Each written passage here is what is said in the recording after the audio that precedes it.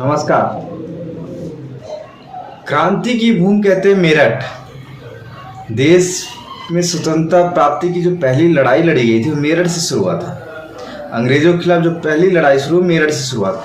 वैसे ही भारतीय जनता पार्टी के खिलाफ भारतीय जनता पार्टी के नेता जो शुरुआत की वो मेरठ से ही शुरू किए हैं। आइए बताते। संगीत सोम पूर्व विधायक है, अब संजीव बालियान मुजफ्फरनगर से सांसद थे, अब पूर्व सांसद हो गए। दोनों के बीच में जो लड़ाई हुई थी पूरे लोकसभा चुनाव के दौरान लोगों ने देखा।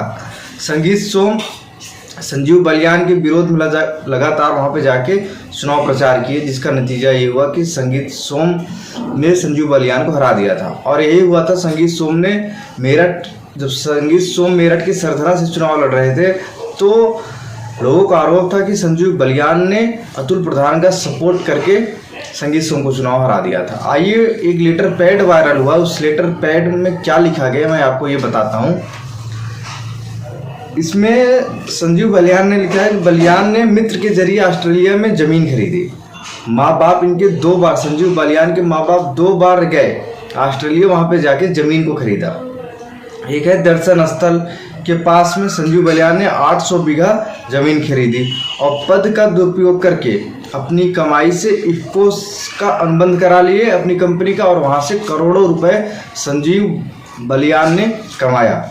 एक चिलर प्लांट है, चिलर प्लांट लगाने का जो इनका मकसद था, उन्होंने इस चिलर प्लांट को लगाने के अपने मंत्री पद का दुरुपयोग किया, इस्तेमाल करके इस चिलर प्लांट को लगवाया।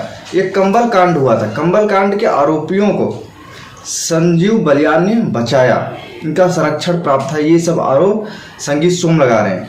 बालियान अपराधी और जो आरोपी लोग हैं उनको संरक्षण देते हैं। ये लेटर पैड में वायरल हुआ, लेकिन जैसे ही लेटर पैड वायरल हुआ उसके बाद संगीत सोम सामने आते हैं, कहते हैं कि हमारे लेटर पैड का कोई दूसरा दुरुपयोग कर लिया।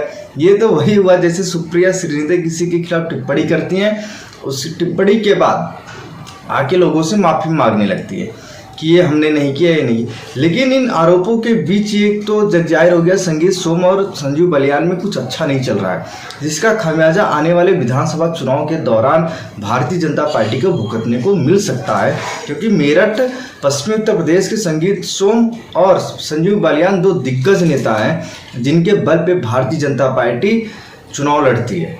अब आने वाला समय क्या होगा, क्या ये आरोप सच है? अगर आरोप सच है तो संजीव बालियान के लिए आने वाले समय में मुसीबतें खड़ी होंगी। मोदी सरकार पे आरोप लगना तय है।